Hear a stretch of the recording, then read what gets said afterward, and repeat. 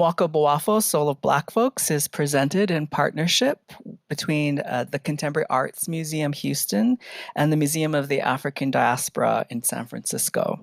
The exhibition is curated by Larry Ossei-Mensah and is funded by Vicki and Kent Logan, the Birnbaum Social Discourse Project, U.S. Bank, the donors to the annual Fund Leadership Campaign, and the residents who support the Scientific and Cultural Facilities District. So all of you here in attendance, if you are local Denverites. Promotional support is provided by 5280 Magazine and CBS Colorado. A bit about Larry. Larry is a Ghanaian-American curator and cultural critic who uses contemporary art and culture as a forum to redefine how we see ourselves and the world around us. Ossei-Mensah has organized exhibitions, conversations, and programs with commercial and nonprofit spaces around the globe, featuring artists such as Fiorella Baez, Steve McQueen, Amoako Boafo, Catherine Opie, Nick Cave, Cheryl Pope, Guadalupe Maravilla, Ebony G. Patterson, Judy Chicago, Allison Janae Hamilton, Zay Palito, and Stanley Whitney, among others. The global venues he has collaborated with on exhibitions include such spaces as the Museum of the African Diaspora in San Francisco, Cam Houston, the Museum of Contemporary Art Detroit, MASMOCA, Metropolitan Museum of Manila, Luce Gallery, Ben Brown Fine Arts in Hong Kong and London, and the MCA Denver. And the 7th Athens Biennale in Athens, Greece, which he co-curated with OSMK Social Club.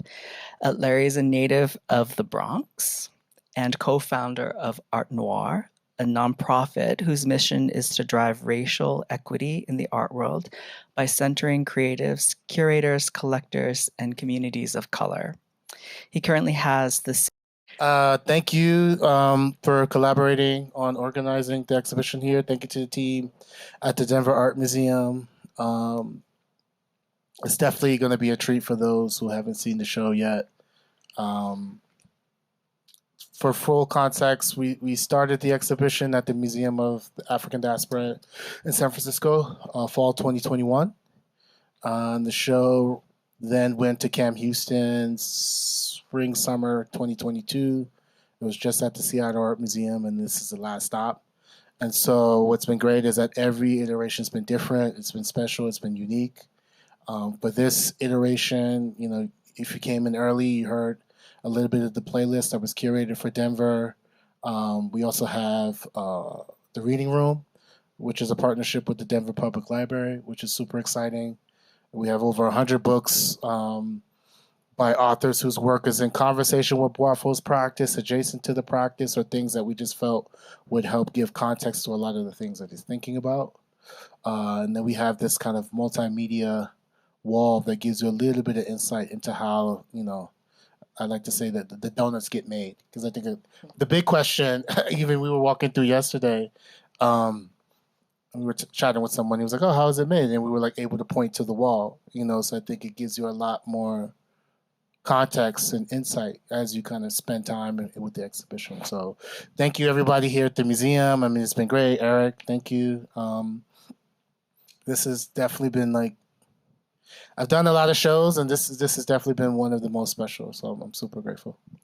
Cool. We like to hear that here at the museum with all of our fabulous colleagues. So we're going to keep it casual. You see the slideshow behind us is just going to be playing, and we'll be talking over it. We won't, necessarily be speaking to any one particular image, but come Q&A time at the end, we can, of course, go back through the slideshow if you have a particular work of art that you wanted to know more about. We're happy to do that. And we'll chat for about 40 minutes or so. And I have a few questions, Larry, but love to just keep it open and flowing. So I guess a place to start is, what sparked your interest in Amaako's work? What sparked my interest in Amaako's work? Well, I was introduced to his work by a mutual friend of ours, who was a big brother, like for me, Kehinde Wiley, who obviously I hope many of you know, incredible artist, painter, an inspiration to me. And, one day he sent me a message on, our contemporary tool of communication, Instagram. And he said, "Hey, and it's something that like he rarely does. So if he does, I know, okay, it's intentional." And he said, "Hey, there's this painter from Ghana. I've been following him on Instagram. I think he's going to be really special. He's really interesting. You should check him out." And that was it. Went on the page, and I think at the time, Amoako had been posting a lot of videos in studio, in process, um, inviting people to kind of just like be part of what he was building, what he was figuring out. So this is like 2017, 2018, pre-COVID. And I reached out to him, and we just kind of started a dialogue. We started a conversation, and I saw, and I think also at that point I was kind of frustrated as a curator because I felt like everybody was doing the same thing, and I was searching for someone who was just kind of operating on a different tempo or attempting to kind of really uh, cultivate a visual language that was theirs. And so, we just kind of began the journey of just building a relationship, building a rapport, and supporting him however I could. And I'm watching kind of like the interest in his work increase, the ascent kind of happen, and then someone who's also written a lot about artists, you can tell the angles that journalists take. And I was reading these articles, and it was always about like the value of the work. It sold for this at auction, and I personally became frustrated because I knew there was more to the work than what it was selling for. And so we just kind of initiated a conversation about, okay, let's figure out something. Let's do something together. It has to be institutional as a way to kind of like solidify, your contribution to the canon. And I had just done an exhibition, Coffee, Rum, Sugar, Gold, with Moad, co-curated with Dexter Wimberly, and I enjoyed that experience. And I wanted to be more engaged with San Francisco, and so I pitched them the idea, and they said, "Yeah." And then that's kind of where the journey started. And then, as we were building the show, just trying to figure out, what's the best kind of way forward with the work. And so we landed on showcasing work from 2016 to 2022. So you saw, or you see, we'll see, the art. An artist who like is figuring it out, is unsure about how they want to move forward with the practice. He was studying in Vienna at the time. Um, and really kind of negotiating some challenges with like some of his instructors, being Ghanaian in Austria, he wasn't home. So he kind of had to adapt. And I think many of you, if you've moved to a new place or started a new job, you're trying to like figure out, okay, what's the culture of the place? How do I like fit in, but how do you also show up as your full self? And I think, with the self-portraits that you'll see in the exhibition, you see in the slides, that was kind of like the genesis of a lot of the work that we see now. So a lot of curatorial work goes into, selecting the objects for an exhibition. And you mentioned that, you're working with it in a certain amount of time, roughly 6 years. And so just like walk us through like the choices that you made, or that maybe it was between you and the artists in the development of the show, in terms of what you sort of hope to say to an audience that was viewing, that was coming into the exhibition. Like, why were particular works selected? Um, it definitely was a lot of conversation with him, with his galleries, Marianne Ibrahim and Robert's project, but then also a lot of collectors that were friends of mine who bought the work early.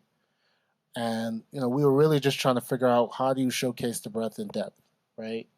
Because one thing, the other impetus for the show is that I didn't want people to think that he was an overnight success. I mean, I believe he's 38, 39, and he's been painting for 20 years, right? And so I'm a big believer of that kind of 10,000 hour rule, right? And I think when he hit his 10,000 hours, it just kind of went off like a rocket ship.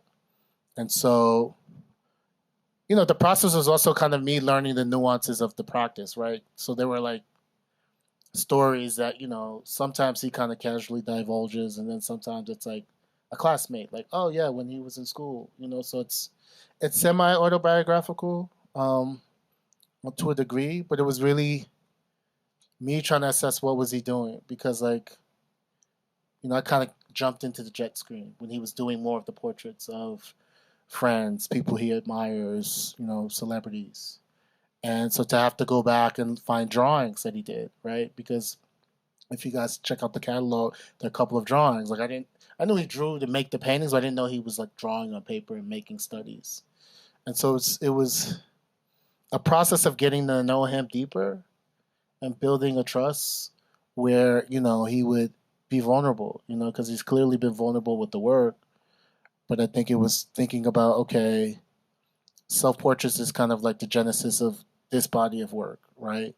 So how do we showcase different dimensions of that?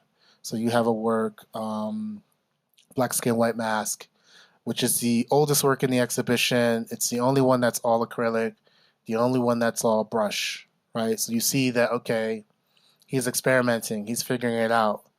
And then you go from that to a piece like Reflection One, where you begin to see him kind of incorporate this finger painting technique within the practice. And then, trying to figure out, okay, we know him for portraits. What portraits kind of give you a range? So thinking about his love of the color yellow, pink, green, and that kind of like is a foundation in terms of palette, right? And then thinking about, the actual title of the show, right? So being inspired by W.E.B. Du Bois. He writes this book in 1903. I believe Emancipation is ratified in 1898. I mean, if you're historians who can confirm that. But about that time, so you have the end of slavery, beginning of, Jim Crow and other kind of devices, but you got black folks trying to figure out, okay, what's next, and how do we chart a way forward where we are empowered, and so thinking about that, right, as a framework, and thinking about how, his practice is an assessment of Black life, right, through his gaze, right, and it's a diasporal lens, which I think we don't always talk about, like, what does it mean to be a contemporary artist based primarily in Africa, right? Because historically, you would go to school in Vienna and stay in Vienna and build this practice and like blow up and have this incredible career, and then go back to Ghana when you're like 60, And I think he was very adamant about building the career in the place that inspires a lot of the work. So yeah, it was a lot of conversation, trial and error. I mean, obviously, talking to collectors who were, generous to lend the work, and just really trying to give you, to the best of our ability, a well-rounded look at the practice. Because there were other things I wanted to put in that we couldn't, but I feel like what we have here is just kind of a great representation of where the practice is now, and so it's been exciting. Larry's so easy to talk to. Like, he's probably touched upon all of my questions already. So I'm like, in my brain, I'm like, oh my gosh, I need to come up with other questions. But we have a lot to revisit in that. And I want to revisit the idea of you as a curator working closely with an artist. You're both, you have ties to Ghana, with your family being there. Amoako, of course, from Ghana as well. And so there's already that level of intimacy, right, in a kind of awareness or familiarity with a sense of place and culture and identity. And then, as you mentioned, you called upon friends that you knew that collected the work.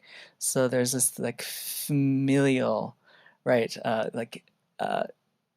group of people that you're bringing together from both ends, from the artists, and then from the people that have supported the artists who you know well. And then within the work of art itself, there is an intimacy, right? There are people who, these are friends of Boafo, people maybe that he admires.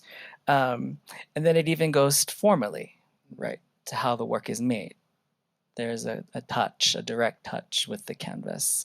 So I just, wanted to hear maybe a bit more of like the kind of, when Boafo had a meteoric rise, right, in the art market, and some of the works that you see are like they're really like in vivid, bright hues, right?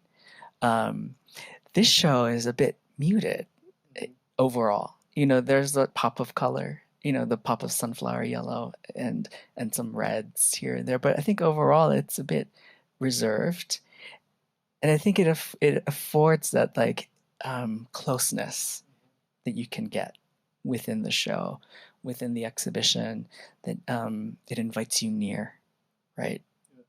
Yeah, I mean, I think the other impetus for the show was that most people hadn't seen his work in person, right? In a constellation of works. Like he did a show in LA, he did a show in Chicago, Paris, but those are kind of very kind of constricted body of works. Those are like stream of consciousness, because a lot of times like he'll go to the place, make the work, he's responding to LA, for example. And so that's a sliver of like this larger snapshot that we were attempting to offer through the exhibition. Because even I was talking with him, the other day, and for him, a lot of these works got made. Some of them, went to collectors, and even, it's something he's processing, seeing all these works together during this time period. But I think, it's interesting because what's been cool about this show is there's a bit of a romance in terms of like working with an artist of your generation, right? And I've literally seen, if we're just taking Ghana for an example, artists who were classmates, went to school, and there wasn't much of a market. I would say the last 10 years, for a lot of these artists. And then there's a beacon on him, a beacon on Otis, Kwame Kweku, Kwesi Boatway, and parents. Anybody, if there's anybody of African descent here, it's like you're gonna be a lawyer, you're gonna be a doctor, you're gonna be an engineer. You're not gonna be an artist.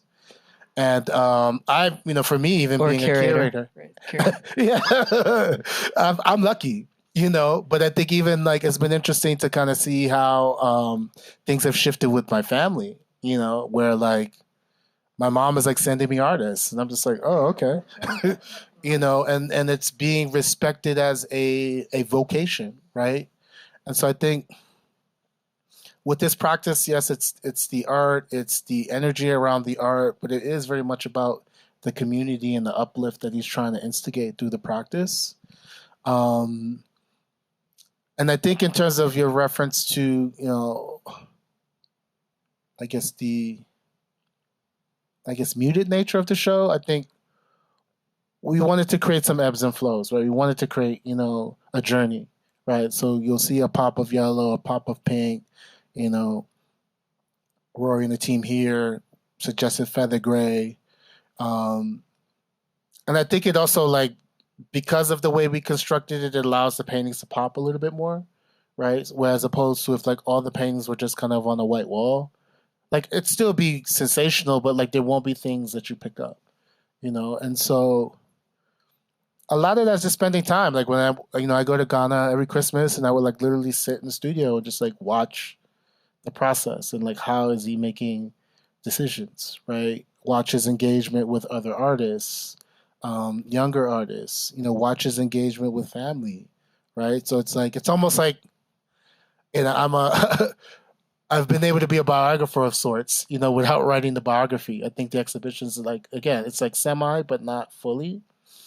And so it gives you an understanding of what are the things that are important to you. So when we had to make decisions, it's like, okay, this is somebody that, he knew in Vienna, so we should have a couple of those people from that period. This is a person who he just really admires their dress. This is a person, in the case of Red Dress, which you will see, portrait of Thelma Golden, who is a, icon, fairy godmother to many. And so you begin to pick up what's these almost kind of verbal cues, right? So he can look at me and I'd be like, oh, okay, that, right? And so I think that's also kind of just a product of the trust that we've been able to build. And I think, as you know, as a curator, like that's That's the thing, to get the artist to trust you. And then, how do you figure out how do we push this all together, right? Because for me, it was, I also had to challenge him, right? And so what's interesting about this show is there are works from lenders, but there are also a fair amount of works that came directly from the studio, right? So it's conversations we're having, and then I'll get an email of a picture of a painting, and I'm like, oh, okay. And they're like, yeah, we want to put this in the show. I'm like, oh, okay. So sometimes it's as spontaneous as that, which I think is quite nice because you can tell he's processing our dialogue. So just to give full of context, the show at Moab was only 18 paintings, right? This show is more than 30. So we actually doubled it in size at Houston. And so when we had that opportunity, we just chit chatted. I might have picked one or two things, and then you get a shipment of more paintings, and you're just like, oh, we didn't talk about this, but okay, you know. So it's been fun, and it's different. So it's not as formal as emailing a gallery, getting a checklist, filling out paperwork. It's truly responsive to the moment and the experiences and how he's seeing people engage with the work. You mentioned earlier working with an artist of your own generation, something that I've rarely done as a curator. I've mostly worked with artists that are of a one or two generations before me. So tell me about that as a curator working with someone of a similar age and what that's like. I mean, that's kind of been the foundation of my practice. So it wasn't totally abnormal. I think for me, what was abnormal was there was so much, and there has been so much attention around him. I mean, while we're working on this project, he drops the Dior collaboration. I'm like, oh God, okay, this makes it even more complicated, right? So I think it gets more complicated in terms of identifying who's really around in support of the practice and who's around to kind of be on the bandwagon, right, so to speak. But I think the key thing is the trust, because I think when the artist trusts you, you can be frank, right? I think a lot of times when it's just kind of more transactional and you want to be frank, and sometimes you don't know how it's going to be taken. But I think, at the end of the day, we knew that the goal was to make the best possible exhibition we could, and then a lot of times it was hanging out and we were not talking about art, and I have, a fair amount of relationships like that where it's just we talk about music, we talk about fashion, right? And that allowed, me and the team as we're building the show to be like, oh, okay, literature is a very big part of the practice. Let's do these playlists. So we've done one for every venue that's different to give you an insight to what is he listening to in the studio. So you try to be this fly on the wall and stay out of the way and only really step in when it's kind of necessary. You give them space to kind of be creative and figure it out. But I mean, for me, it's part of why I got into it, right? To be able to go on this journey with artists, right? So this is the first major museum solo he's had in his career, right? And to know that we're part of that history and building that lineage, and there'll be more shows, right? But this is the genesis, and that's something that's gratifying to me, right? And this text becomes a reference for people who may study his work, in grad school, or people who study his work as artists. Quite selfishly, I love to go to artist studios and see the book on the table. I'm like, oh yeah, we got it right, So there's a bit of kind of romance. There's a bit of selfishness in terms of I want to be part of changing the discourse within the institution, right? It's not enough to, complain about whatever may be going on. It's okay, how do we use the tools, the faculty, our intellect, to put something forth that is going to be so undeniable that people have to change their tune and adapt and be like, wow, okay, there are artists, based in Africa who are making incredible work, or from other parts of that diaspora, or Latinx, or Asian American, and really take our work and our stories and our narratives and our expression, very seriously. Um, so we know that there are a generation of artists working today, Black artists who are painting and creating portraiture. There's even a slightly just generation before Amoako. And so I'm wondering for you, what makes Amoako's work unique among his peers? Um, I think you touched on it a little bit earlier. The tenderness with which he approaches the practice. I think you talked earlier about this finger painting almost as like a caress of the skin of the subject. Um, the energy and with an intention, and I think he is someone, as much as he's gotten attention around the practice, he paints almost every day when he's home, right? And I think it's cathartic for him. It's satisfying for him. I mean, borderline addiction. And I think artists that I know who have this kind of addictive uh, quality to the practice are always the ones that kind of uh, are the cream that rises to the top, right? Because they're doing it for a different reason. They're not just doing it for money or fame. They're trying to get to an emotion. Like yesterday, we were talking. He was like, I don't go into the studio happy every day, right? So how do I use the practice as a way to mine that feeling that I have, mine that expression? I think formally it's different from a lot of work that I've seen. Obviously there are, references to Chile, references to Klimt. We talked about African Portrait Studio. I think also his ability to synthesize information, right? Because I think we all reference in some shape or form, but how do you synthesize the information, and really extract the bits that make sense to you and are important, digest it, and then manifest it in your own kind of language, right? And that's something that I'm always looking for when I'm, getting to know artists, collaborate with artists. And I think the other thing is just the effect that he's had on young African painters, right? Like he's definitely been the catalyst and the interest a lot. Like, when I'm in Ghana and I go to an artist studio and I'm like, damn, you're painting like Wapo. This is not gonna work. You gotta, I get it that you admire what he's doing, but you gotta build your own vocabulary, your own language. And then also, we have Cornelius Anor, who's a classmate of his in the collection. Otis was a classmate in the collection. So I think it's, it's almost like, how many people like sports in here? So if you think about, we'll use your incredible Denver Nuggets, right?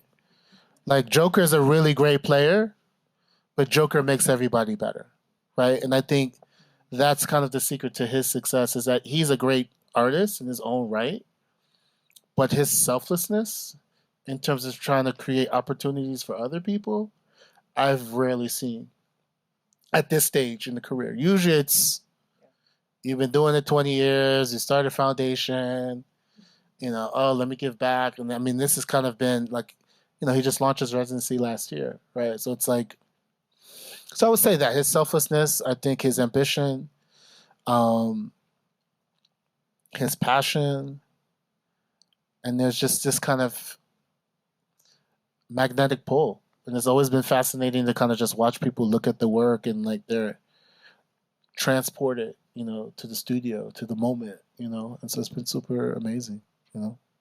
Yeah, I mean, for me, like the work, I knew of Mako's work before, the working on the show here for the museum. It's oftentimes see his work at an art fair or something. But for the most part, in terms of the organization of this show, for our Denver audiences, it's been through JPEGs, yeah, right, and through the catalog. And so once you have a very different relationship, right, with a work of art because it's not a painting can never be an image printed. So once you're in front of it, something that's so remarkable about Boafo's work is that it's all there in front of you. The process, the ways of making. He's not using a paintbrush to create an illusion, right, of space or of fabric, right? And trying to catch the light of silk, as it's being reflected in the light. I mean, it's just all there. And if you are a close observer of the painting, then you can see the choices that he made in terms of rendering the skin, how he renders it. And you pointed it out earlier before, as walking through of like, sometimes there are longer strokes of the fingers, and sometimes it's more haptic, short, quick strokes. But nothing is hidden. I think nothing, even the innovation in which he uses the gift wrapping paper, right, and applied it. You can see areas in which there's a kind of ghost image, right? And so you can think about like how long he might have had the paper down on canvas, right? And so I think like that's like the joy, right, of looking at the work. Yeah, and I think I won't bring Kanye up. No, because I think about that Life of Pablo album, right? Because that was his example of like showing you the seams and the process, right? And how enriching that is for the viewer, right? So there's some paintings where you still see the mark making from the drawing, because the painting starts with the drawing from him, and then the actual physical painting is where he has fun. And he's able to almost be a kid again, right? But my question for you, in organizing the show, like how did you think about the space? I think what's great about this museum is that depending on which floor you are, there's an opportunity for this like choose your own adventure, right? So if you go left, this kind of one experience. If you go right, it's another, but it's still like holistic and amazing. And so I'm just curious about like not having seen many of the works, like how do you think through uh, you know orchestrating something that's really going to be dynamic and amazing for the Denver audience? Well, I think our Gallagher galleries are probably the most straightforward galleries that we have here in this Daniel Libeskind design building. Um, a lot more 90-degree angles in that space. And so um, also thinking about how people would enter, like transition from an atrium space that can get chaotic because, because of the amount of visitors that we receive weekly, or especially on our free days. And then there's the landscape painting studio right next door, right? So there is also a lot of activity. So I was thinking about like how do a visitor, what's the transition point? And so when I saw images of previous installations of this exhibition with the wallpaper, the wallpaper was situated primarily, actually always, within the exhibition space. And I thought, oh, it would be so fun to put into that foyer area. And it becomes this like transition that you suddenly shift your ways of thinking and being. That whatever you were feeling outside, it's now you're in this space, enveloped by nature, images of nature, right? Enveloped in a particular world that will then help you, hopefully, to see the work in a particular way, right? So like I think that was super important for me, just thinking about where this gallery is located. And then of course, it's like things shift and change, right? We work in very different, like on floor plans and in 3D renderings of the galleries. And initially I had laid it out on paper, just on paper, and had the self portraits, and then they would tumble into 3/4, portraits the figure was faced at a 3/4 pose, and then you'd get the doublings and the pairings that happen throughout. And of course, then you and I were in the space, and we I mean, I think worked it out. That's the beauty of the exercises. I think we kind of gave ourselves like a starting point, and then I think when you come into the space, then you think about, okay, what is the relationship between these works or these bodies of works? I think one thing that you guys have really enjoyed just the sight lines, right? From when you walk into the gallery, but then when you get to one side of the gallery and then look back, and then it shifts, how you see things, because then you're going to be like, oh wow, I didn't notice this, and this, right? And so, it's a combination of like being practical, and then being intuitive, and then just trying to create a flow, because I think we've talked about it, really wanting the people to slow down. This is not a show that you rush through, get your Instagram pictures, and then like leave, because you'll miss 90% of what's happening, right? Because I do sometimes come around and test people and say, have you seen, that little butterfly? Or how many paintings in the show have, figures with hats or some type of head dress? And then people have to think, and then they're like, oh wow, I don't remember the headdresses. And it's like, so really getting people to take their time. And I think it's, working on this together, I think it was a lot of fun, because I think you had your perspective on how you saw it. The team had their perspective in terms of how we make this make sense for this audience. And, when he saw it, like he was like super happy, you know, and usually there's like one or two notes, and he was just like, this is amazing." So I think that was really, satisfying in terms of knowing our collaboration. I manifested something that the artist really enjoyed. Um, you had mentioned, Boafo, uh, situating himself in Accra, right?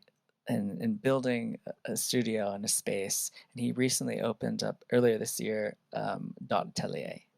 Can you tell us more about that? You went out, I know you went out for the opening, but what are the plans and the future plans for this space, and for the artists that live and work in Ghana? So that atelier is a residency that launched December of last year. It's actually in the neighborhood he grew up in. So he's a firm believer in this idea of buying back the block, and so he's actually been, systematically buying properties on that street. Third Cahijo is the street, and so there's actually, why am I forgetting it? I should know this. uh, I'm blanking, but there's a photography space at the end of the block. Decant Center, that's what it is. Started by Paul Ninson. So Amoako, that's his land. He invited Paul to bring this space. It's one of the biggest libraries of artwork in West Africa, maybe the continent, and specifically focused on photography. Their workshops, their classes. There's a school on the block. He has another space with multiple studios. So I think he's really, on this journey of building an arts district, right? And with the residency, it's usually 3 artists, varying disciplines. They come in, um, they get the space for, I believe, like a month or two. And then now, and it's an interesting thing, like because of the experimentation, they've launched, but it's like continuing trying to figure out how do we build this and make this better, right? So he launched initially with 3 artists based in Ghana. Now it's an open call until November 15th. So there's a gallery, there's studios, there'll be a library, there'll be a cafe, and this is the only thing that kind of exists in that neighborhood. And I mean, even with the architecture done by Jay and Associates, the choice of using rammed earth, right, versus like concrete or something else, which is better for the environment. And then over time, the building will kind of last, right? So now the building is like this kind of monument erected.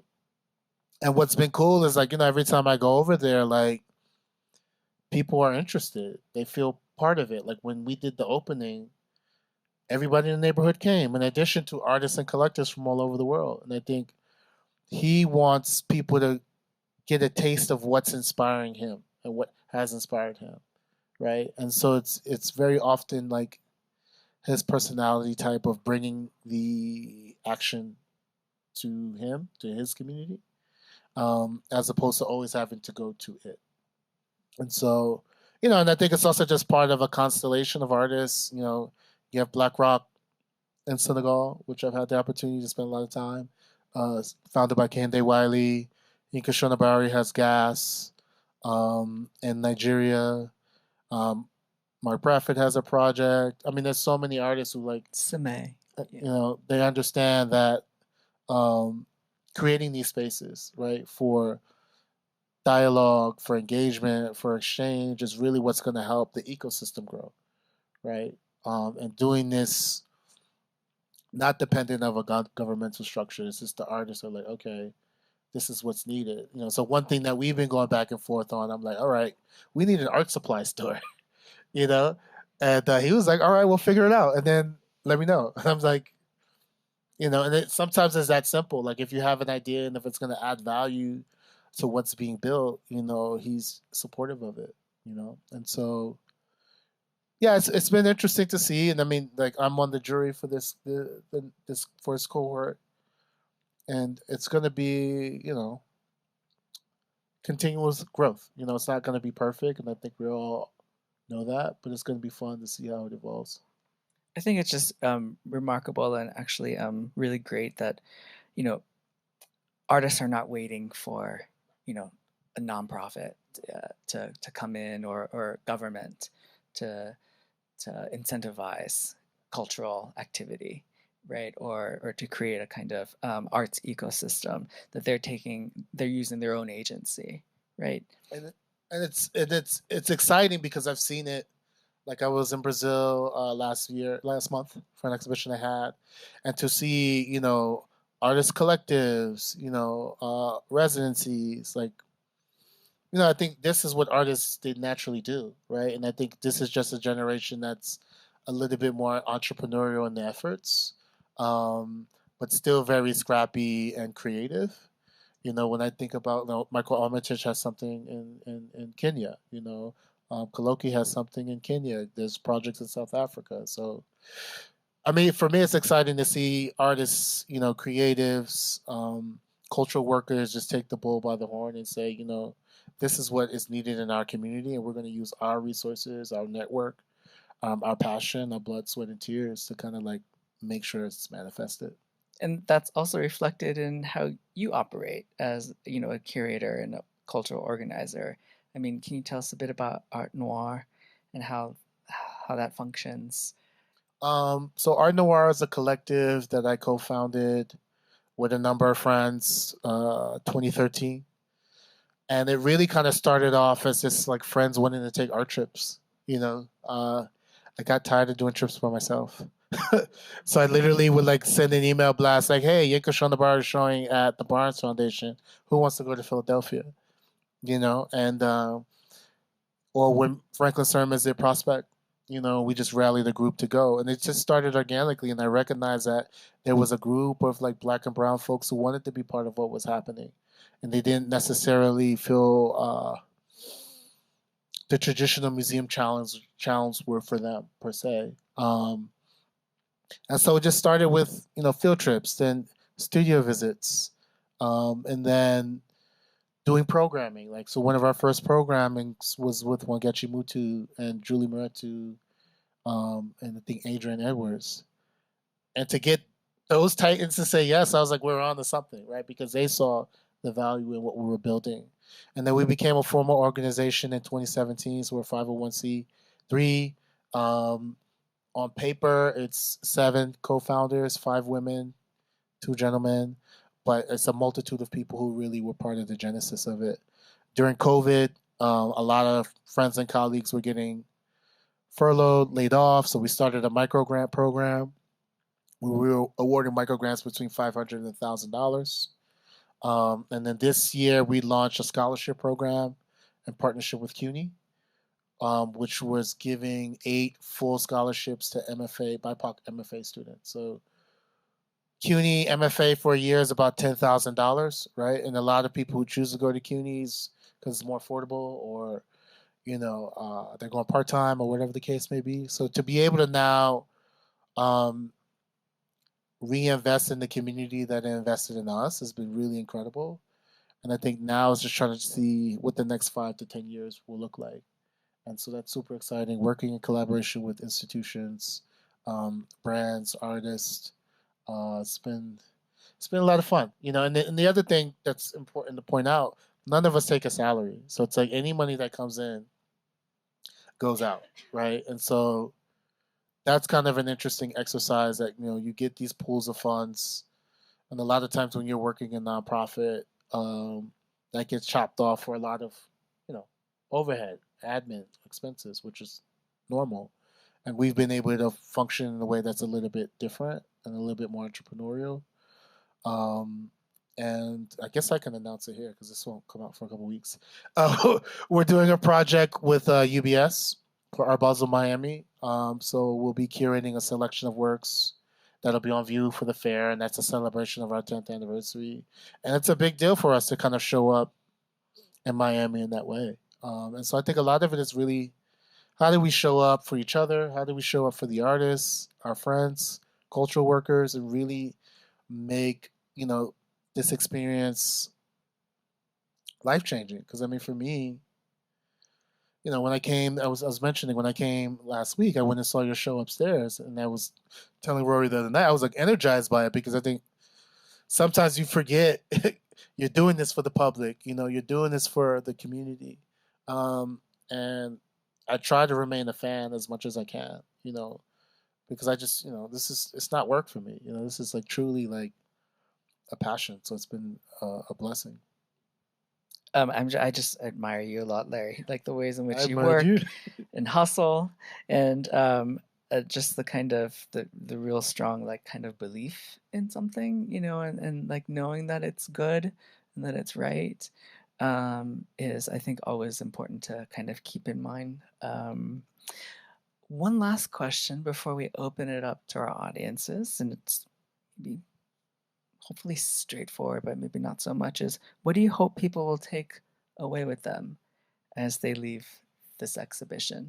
What do I hope people take away? I think reflecting on humanity. Obviously, Boafo is Ghanaian. He's black. The subjects are black. Um, a lot of these works are made. We go through ups and downs constantly in our society, but that window of super turbulent time, so COVID, Black Lives Matter. And it's interesting because he's assessing this as someone who doesn't live here, right? So it's this almost like journalistic kind of view. And so really thinking about the humanity of Black people, the multiplicity. I think there's still people who want to think Black folks are a monolith. That it's okay to be yourself, to wear bright pattern, and be your full self. And I think that's for Black and brown folks who see the show, but it's for everybody who sees the show, right? Because I think just the fact that his strategy of sculpting skin with the finger painting technique, you see the layers that go into like creating these paintings. And I want people to think about the layers that encompass their own personal identity, right?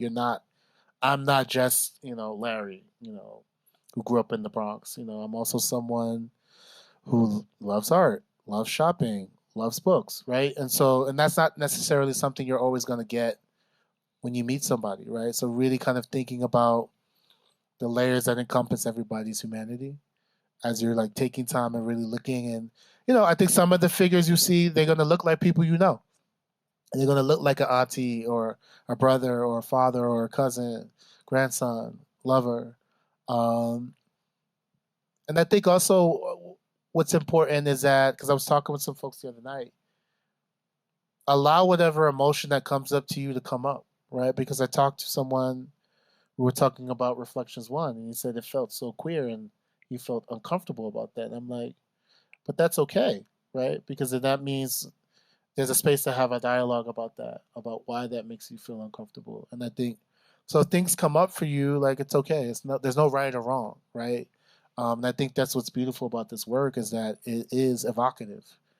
Like if you leave there and you're just like, yeah, then I gotta question you, right? So you're gonna feel some things, right? And it's gonna be passion, invigorating, questions, confusion, and I also invite people like obviously go by yourself. It's super meditative, but take your friends, take your family.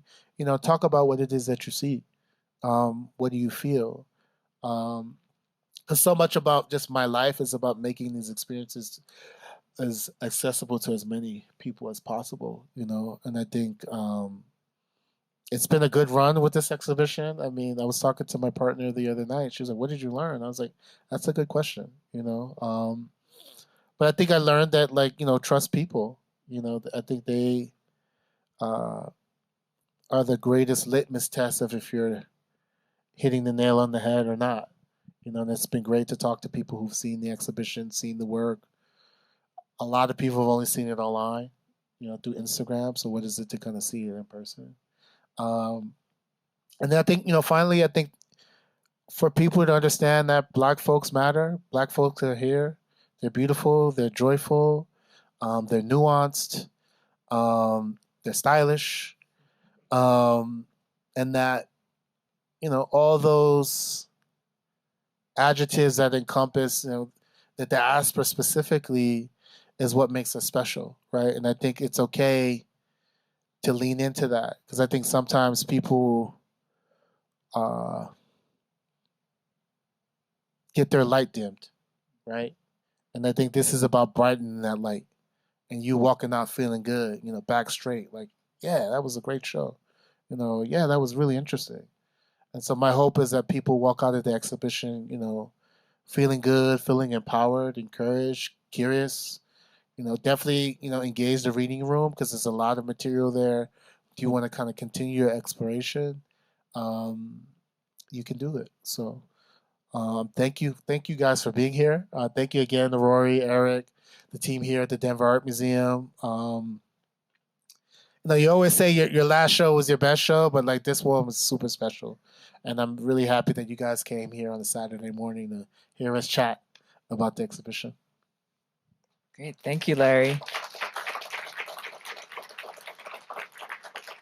So if there are questions, there are mics on the side of the room, and we are recording. So we encourage you, if you do have a question, to grab a mic and speak into that. What is it over here? Any questions? Don't be shy.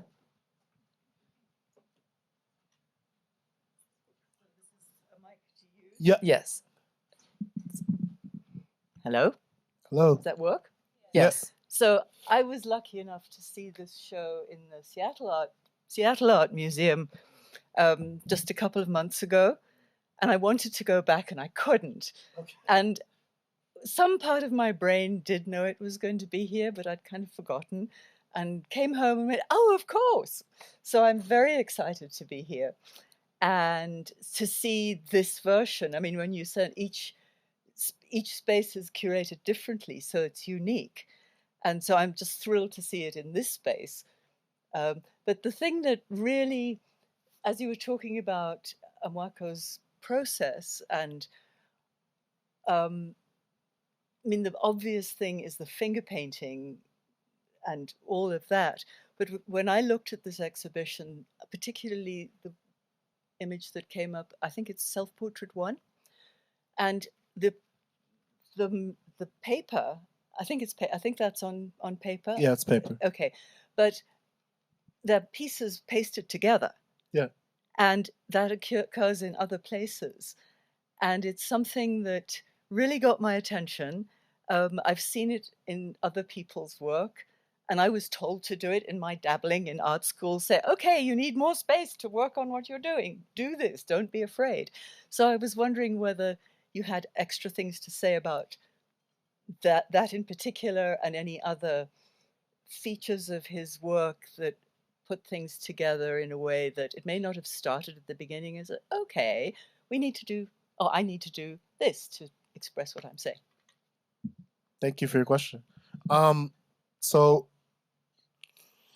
the works in the exhibition, there are a mix of works that are works on paper and then works that are on canvas. A lot of the earlier works, I would say 2018, 2019, were made on paper. And so the piece that this young lady is referring to is Reflections 1. And so, when he made this, he was a student in Vienna. Anybody who's been a student knows that, it's rough times, ramen noodles. And so he kind of had to make do with the resources that were available to him. And so there are a number of paintings in the show where you'll see him joining these pieces of paper to create a larger kind of pictorial plane to paint. And what's interesting is that it creates these kind of unique sizes, right? So they're not traditional sizes that you would see, a canvas that you would get at Blick or Michaels or something like that. And I think that, kind of is one of those indicators of not only ingenuity, but just like a hunger and a passion to kind of get these ideas out there, right? And not be limited in size and scope and material. And I think also one thing he talks about is that the paper, he enjoyed using that as a material in the beginning because of the surface. The surface was smooth. And so it allowed his finger to kind of move a lot more naturally as opposed to a surface that's a little bit more rough because he's wearing gloves. And so if you're working on a rough surface, like a piece like Bella Santos is a little bit more rough because he didn't gesso it. And so, you're going through boxes of gloves to try to get it done, right? So some of it is a practicality in terms of like being able to execute. Others it's just kind of like, okay, what's here in the studio at my disposal, right? And then I think it's just kind of like a passion to create, and he's when he's home, he's painting every day, and a lot of it is, not necessarily trying to make something, right, all the time. It's just trying to explore, like, oh, what happens when I blend these colors and this color? What happens when, like, there's a painting, I won't tell you which one, but there's a painting in the show, if you look really closely, where he repaints the whole ground. So it's the color you see is obviously the final color, but actually there was another color that he painted with, and he wasn't satisfied with it, and he painted over it. And I've seen him do this multiple times. I'm just like, it's great. He's like, no, and he'll paint the whole thing. So you kind of see also like this energy in the studio, to try to just like get it right in a way that it feels good and appropriate. Thank you. I think we have a question here. Okay, good morning. So I'm excited to see this show. This is probably my second show that I'll be able to witness in flesh that you've created. And so you've been talking a lot about the genesis, and I'm just curious for you as a curator, what was your genesis like, the beginning of your curatorial journey, and what were those daily habits that may have seemed mundane at the time, but has propelled you to be where you are today? So my journey actually started with some people may or may not know, I started in the arts actually making pictures as a photographer. So my first exhibition was actually an exhibition of my work and my friend Stanley Lumax. We did it in Brooklyn at this boutique, Harriet's Alter Ego. It was a clothing store in Flatbush, and they had a space in the back, and they said, we're going to make it a gallery. So it wasn't a traditional white cube space. I was in the community, hanging the work myself. There were no art handlers. There was no condition report, but I think it was humbling in that, like, if I had to do it, I could, right? And so it's like learning the different components that go into making a show, I think, and that was back in 2008. I think being disciplined, right, is super important, particularly because I'm always working on multiple projects. I think learning how to be a great collaborator, and it's not always about trying to assert your point of view. I mean, I think there's certain things that like need to be, gotten across, but like in the case of collaborating with the Denver Art Museum, I only had been to the museum maybe 2 or 3 times before. Like I knew the space, but they know the nuance of the space. They know what's going to draw audience. And so I have to trust when they're telling me certain things that like, oh, okay, that sounds like it makes sense. So, I think being organized, being disciplined, being a great collaborator, being trustworthy, right? So being someone that people can confide in and know that you're not going to like, spew whatever they told you to the next person, right? Because it's really, I think that's what's interesting about being in the arts. It's really about this human to human contact. Regardless of, I was on a panel in January in San Francisco about artificial intelligence. It's like, regardless of what's happening with technology, nothing's going to change this, right? And understanding the importance of that. And so I think those are things that, for me, have been kind of super important pillars. And I think has allowed me to kind of just, collaborate with so many incredible artists, so many incredible curators, so many incredible institutions. And lastly, I think trying to remain a student. You know, I come to curating as someone who's learned by doing. You know, where I have other colleagues who, you know, did curatorial studies or study art history. So I'm constantly learning, right? And I think that's for me the fun part, where like Rory may mention something to me and I'm like, oh wow, that's super interesting, and then it may connect to something I'm thinking about or working on. So yeah, thank you for the support. Question here. Yes. I'll say, Larry, thank you so much for coming out here and bringing this beautiful art to us. My name is Benjamin Burney. I'm currently getting my master's in art up at CU Boulder. So I know kind of the strain and struggle, but I have my first curatorial work coming up, and I'm interested. One of my favorite artists is Theaster Gates, Phil Rowe as well, and this theme of artists taking on urban redevelopment. And I was wondering, in your experience of the diaspora, what other artistic themes do you see emerging amongst artists? That's a good question. I think it's really kind of this expansion of this idea of redevelopment, right? So I mean, for me, my first introduction to it is, you know, through Rick Lowe and Project Row House, and I've actually gotten an opportunity to get to know Rick. And Project Row House is an interesting example because he built it to a point and then had to let it go, right? And so understanding that, like, because a lot of similar kind of exercises you've seen, like, you know, there's Dobbles in Detroit who has this bead shop, bead initiative. And so you see some artists that like they build it and like it kind of grows with them and it ends with them, you know, which is like at times can be a disservice. And so now I'm seeing artists are building it, giving it, like even without atelier, so it's a picture of the building, you know. So Amoako hired an executive director. So like you'll get it to a point and then like other people are gonna have to kind of shepherd this forward, you know. So I think the expansion of that idea obviously is catalyzed by artists, but then how can, you know, cultural workers in the community come together to push that? I think obviously a lot of institutions are trying to reconcile, you know, what the collections look like, but then also what the staff looks like, right? So this idea of how do we reconcile what's happening in front of the screen and behind the screen, right? Because it's not enough to increase, you know, the collection of BIPOC by X. It's what does the staff also look like? You know, how are you also giving the staff the resources in the room to grow and develop their skill set? So that's something that I'm seeing across institutions across the diaspora. And, you know, I think my hope is also just to see more spaces where folks can see art, right? So I think with Dot Atelier, for example, like Amoako did a show with Gagosian in New York in March.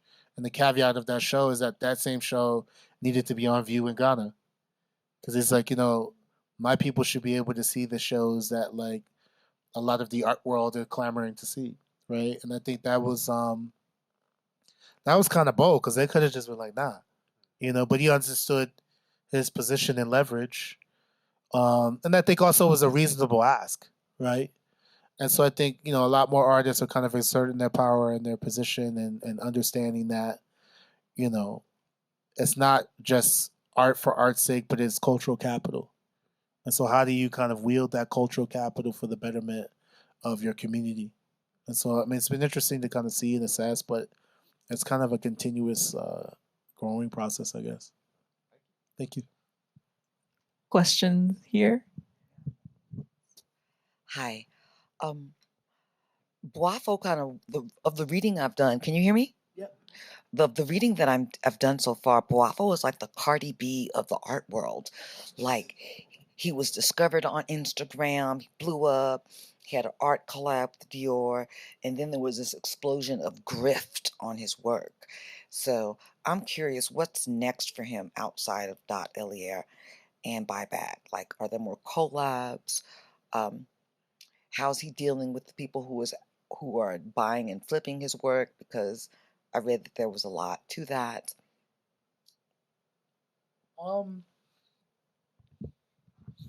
I think he's gonna move past that. You know, I mean, the art market's the art market. In the beginning, I think it used to bother him, and I think that was also the impetus to do the show. because I've seen it happen. Like, with artists that who blew up, literally gifted works to friends. So imagine like I gifted you a painting, and then you just you see an ArtNet article like 250,000.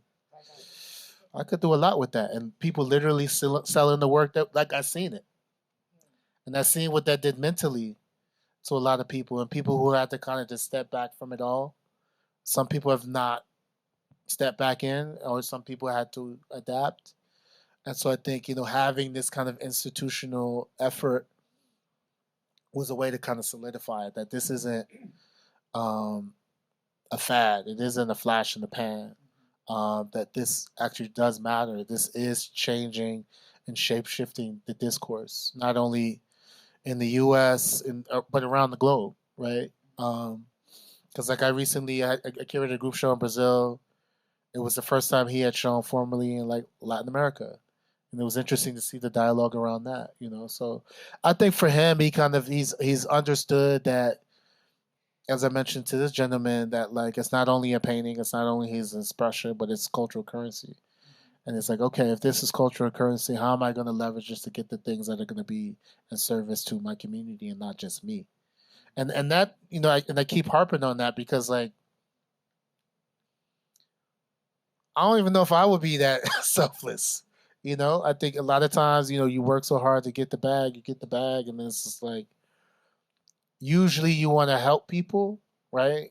And it doesn't always turn out well. And I think the wise thing he did was like, all right, let me create an infrastructure, right, for people to help themselves, right? So I'm not giving you a handout. I'm giving you a hand up and an opportunity. And now it's on you to execute. And if you don't execute, if you don't take this seriously, then it's on you, So I think it's a big reason why we did this show is like, the market, the flipping, you can't really control it, right? But I think the discourse changes when you have these museum efforts, right? Because I think the work becomes a little bit more revered, and you hopefully becomes a little less of just a commodity. But you can't control those things, But I think I love your analogy because I think he works just as hard as she does as well. I think people think you see her on Instagram and making comments and stuff like that, and like people don't know how. Like a friend of mine used to manage her. Like she works really hard, right? And it's like, and it's not an anomaly. Her success, right? You may not like the music or whatever, but like it's here to stay. And I think that's one thing that we wanted to impart with this exhibition. He is here to stay. He is not going anywhere, right? And there's more to be experienced. And I think next year there's a couple of exhibitions happening. I can't speak on the places yet, but there's maybe about 2 shows that may be happening that I know of. So I think there's more to be on the lookout for. Thank you. Maybe we'll take one last question here. Thank you, Rory.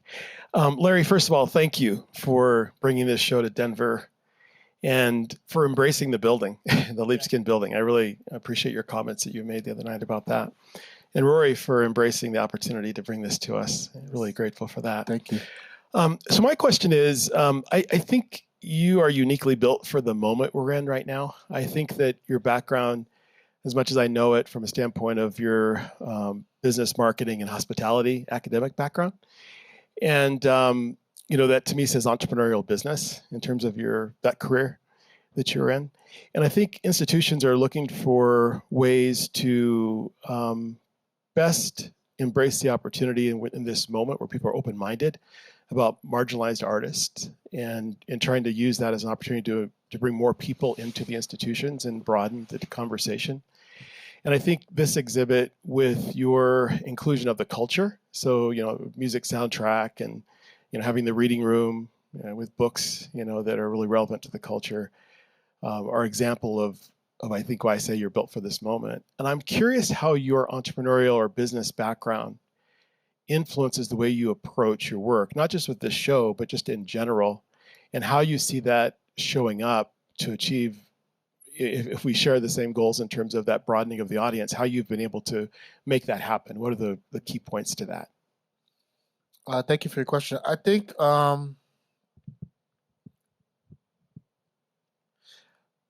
acknowledging the building blocks that have gotten me here, right? So, for those who may or may not know, I studied business management in school, hospitality management, marketing in grad school. My introduction to art and commerce starts in the music business. So 16 years old, worked at Sony Music until I graduated college. Because the initial goal, this is 96 to like 2002. So this is when, Puff was the man. And we was all trying to be Puff. Or L.A. Reid. Or just kind of these examples of like fly Black entrepreneurs, right? And then working in the industry, I realized there's a lot of sacrifice that comes with that, and I'm good, right? But that experience taught me how do you strike a balance between creative expression and giving artists the tools to maximize that, and the commerce component in terms of artists getting a return on investment on their expression and making sure that it's equitable, right? Because I've seen a lot of people do bad deals, right? And I think for me, going on my journey, I worked at MoCAD as a senior curator. So seeing it from that side in terms of just the simplicities of like what's bringing in earned income versus donation versus grants. And like, although I'm a co-founder of a nonprofit, I have my issues about the model, right? And so, constantly when I'm collaborating with, institutions or artists, thinking about how can we push the model to the breaking point or reevaluate the model, right? So even just something as simple with this exhibition, trying to like make sure that, there's merch that people can take home, right? Because it becomes this archive document, but it's also an expression of like things that matter to you. And I think it teaches you like when to push, right? Because I think a lot of times, and I still get it, you'll do projects and people will be like, oh, that's not how we normally do it. I'm like, well, this is not about normally doing anything. Like, this is about like, how do we think about it fresh in a way that's exciting, not only for the collaborators, for the people who are working in the particular structure, right? Obviously, you have rules and protocol because you need to create like a cohesive workspace. But I think those rules and policies are made to be reevaluated, right? And so where is there space for reevaluation, right? So that we can constantly be responsive, and also I think go where the hockey puck is going, right? Because I think a lot of coming out of 2020, coming out of COVID, you had a handful of institutions who were kind of knee-jerk reacting, and then you had other ones who were like, no, how do we rebuild this from the ground level where that we can, be the institution of the future, right? And that's why, to the earlier comment, it's about, behind the camera and as well as in front, right? So like, what does the staff structure look like? Because I've been in work environments, not only in the arts, but just in general, where like, you don't feel supported. Like, you don't feel like you can give it your all, so that reflects in, the product, right?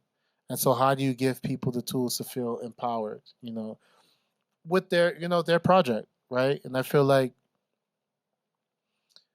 every institution can have some bit of entrepreneurialism infused into the culture of what they're doing, right? And it's just a matter of figuring out what does that look like. Is that working in like a skunk works where it's like, all right, I got somebody from development, curatorial, operations, kind of meeting to figure out, okay, we have this show. How do we maximize on this opportunity? How do we bring in new audiences? Because that's going to be a constant kind of question, right? Even when I was part of museum groups and a lot of the members, were mature, and they had their moment where they had the fire in their belly, and as folks get older, it's like, all right, I want to go do something else.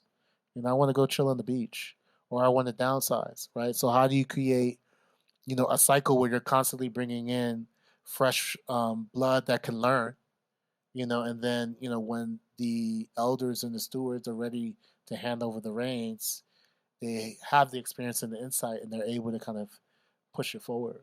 So for me, it's as part of the DNA, and it allows me to know when to have a refusal of like kind of status quo, but then know when to be like, okay, how can I be a better collaborator to make this thing in general bigger, right? And also, knowing when it's not about you, right? It's about the artist, right? It's about the community. And I think that's a key thing. Being, a leader of an organization, you got to learn how to lead, right? And it goes back to my Jokic analogy. You got to make everybody better, right? Because when you make everybody better, they feel empowered, and then the whole entity kind of grows and evolves. Larry, I think we can listen to you all day long, and that's the pleasures and joys of having this conversation today. So thank you. Thank you, Thank Rory. you for bringing this exhibition to the Denver Thank you Art for Museum. collaborating. And thank you guys everyone for, for joining us. Thank you, Denver Art Museum. Thank you, Amoako.